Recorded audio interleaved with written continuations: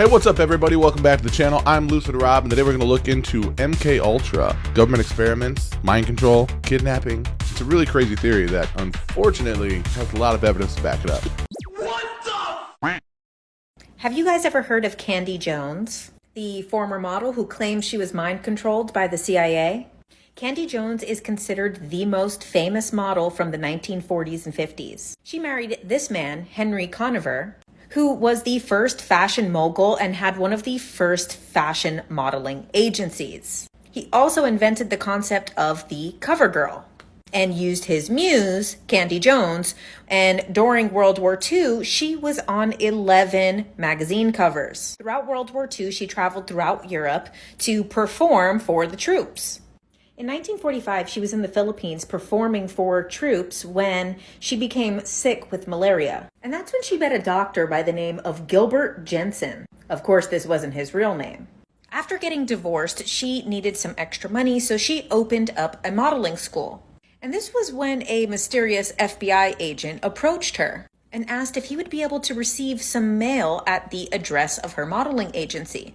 She said she felt it was her patriotic duty, so she said yes. In 1972, she married a radio host, a man named Long John Nibel. After getting married, he noticed that Candy would have these episodes. She would become angry and violent and would completely change in her demeanor and then have no recollection of doing it after. He called this the voice. She had also been suffering with insomnia, so he said, "Why don't we try hypnosis?" When he put her under hypnosis, he found out that actually she had a split personality. Her other personality was named Arlene, but Arlene had very specific details about working for the CIA. Arlene claimed to have worked on all of these secret missions across the world, including traveling to Vietnam for the CIA. She started to come out about her claims, saying that she was a victim of government mind control and that she had been involved in some type of secret program. There was a lot of speculation about this, whether it was just delusions or false memory syndrome. Go check my video on false memory syndrome. But then Candy found a passport, and it was a photo of her with a black wig and dark makeup, and it said Arlene Grant. And there was stamps in this passport from all over the world. Yet she had no recollection of ever doing this. After these discoveries, information about Project MK Ultra made it to the public. And this was an illegal human experimentation conducted by the CIA. The CIA claims that they ended all of the MK Ultra testing in 1973 and that all the documents would be destroyed. But many people claim to still be victims of this experiment. Check out the Control of Kanyes Jones for the full story and follow if you enjoy this type of content. So Kanyes Jones is a little before my time. I'm reasonably well-versed in actors and actresses from former generations. I've never heard of her. But there's also the oldest case of MK Ultra that I've ever heard of.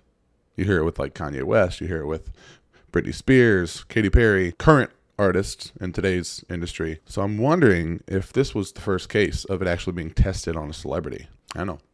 Let's find out a little bit more. This is why you need to know about MK Ultra. What you're about to hear is not science fiction, but a survivor's harrowing nightmare. Meet Olivia James, a victim of the infamous MK Ultra program. For years, the CIA secretly conducted mind control experiments, using unsuspecting citizens as lab rats. Olivia was just a child when she was subjected to horrifying procedures, drugs, hypnosis, and psychological torture. But here's the twist. Olivia began to remember everything despite their efforts to erase her mind. With the memories, pain and anxiety arose. She was tormented by what she had become. Olivia began to search for answers and found her altars. There are 118, each with its own dark purpose and personality. Olivia continues searching for her original self and the twisted memories of MK Ultra. She works to expose the malevolent underbelly of a powerful institution. Humanity can overcome even the most sinister forces. Her journey shows us that sometimes. The truth is more terrifying than fiction. All right, guys, we're going to take a quick break right here so I can tell you about my new book, Vital Signs: Resurrecting the Dying Parts of Your Potential by Robert Walsh. I've been working hard on this. It's available on Amazon. You can get the Kindle for $1 today, or just get the paperback or the audiobook. It's all on there. It's a personal development book.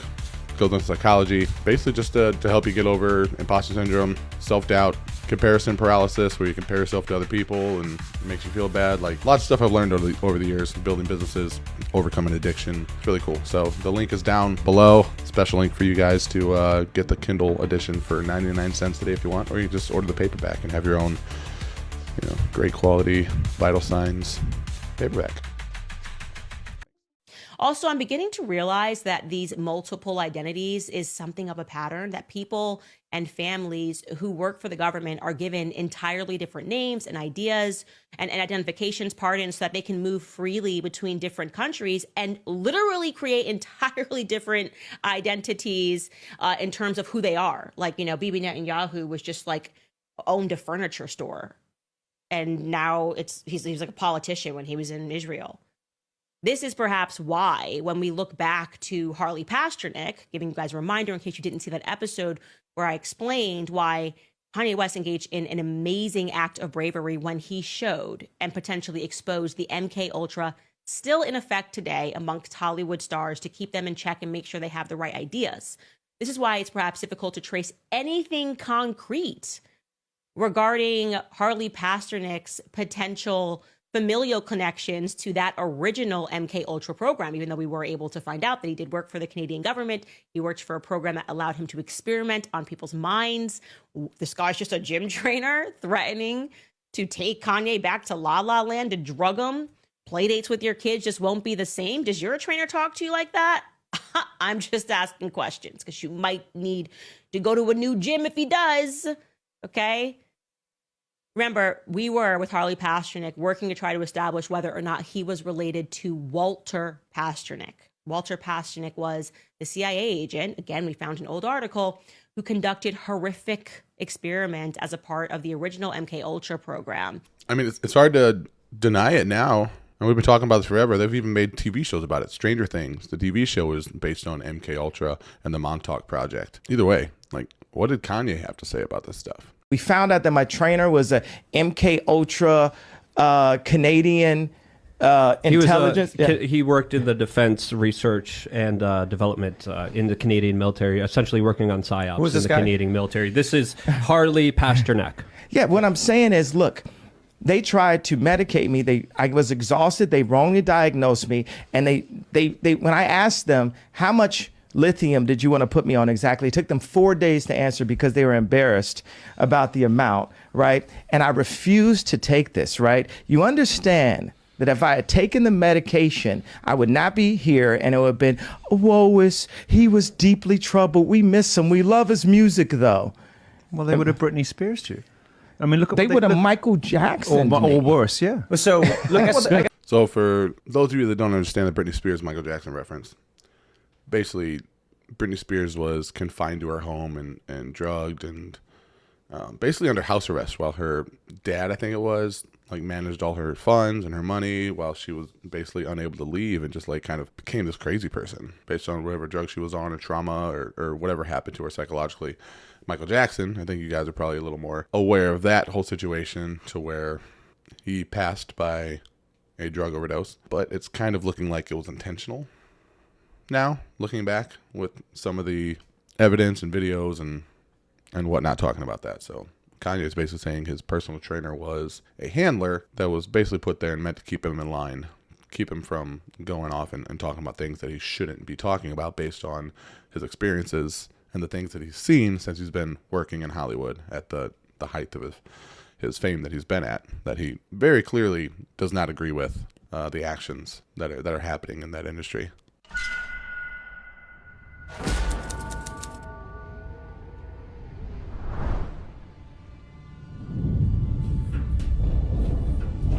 Dr. Sidney Gottlieb is the Central Intelligence Agency's chief chemist.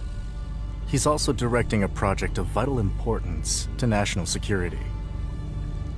In government labs, universities, prisons, brothels, and so-called black sites across the world, the CIA is testing the effects of various conditions on the human mind.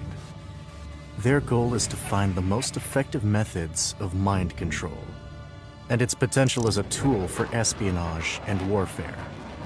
But the human mind is not so easily controlled. First, it must be broken. For over a decade, the CIA used thousands of men, women, and children as involuntary test subjects in their search for mind control. Prolonged exposure to psychoactive drugs, sleep and sensory deprivation, hypnosis, and psychological punishment are just some of the experiments they tried. Much of the evidence of MKUltra was destroyed, but not all. For decades, people have been piecing the story back together. In the process, they found hundreds of disturbing experiments, the cover-up of a CIA agent's murder, and the origins of an LSD-fueled counterculture revolution. But still, questions remain. Who was behind MKUltra? Why was the CIA interested in mind control? And perhaps, most importantly, what did they find? This is the Rockefeller Report, released tonight, 299 pages. It says many things: that the CIA did engage in unlawful activities, that it did go beyond its mandate, that it did succumb to political pressures from the White House. It confirms there was domestic spying on American civilians, unlawful wiretaps, the opening of private mail, even a drug testing program involving the use of LSD against unsuspecting persons.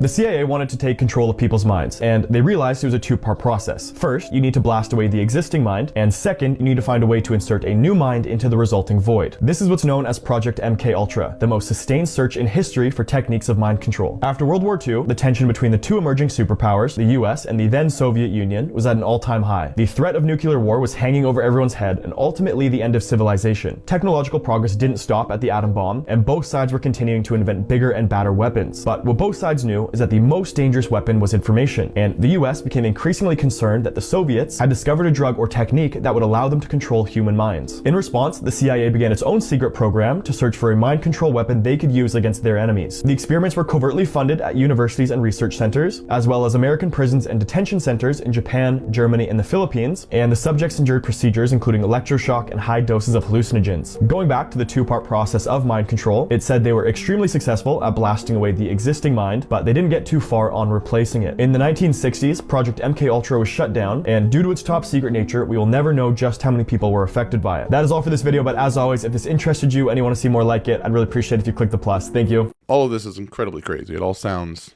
just as insane as it actually is. True or not, you be the judge. All I can say is the longer we stick around, the more we look into this stuff, the more evidence there is to support that the government's been up to some pretty shady stuff.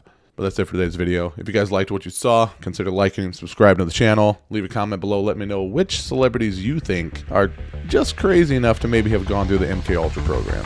I'm Lucid Rob, and until next time, peace.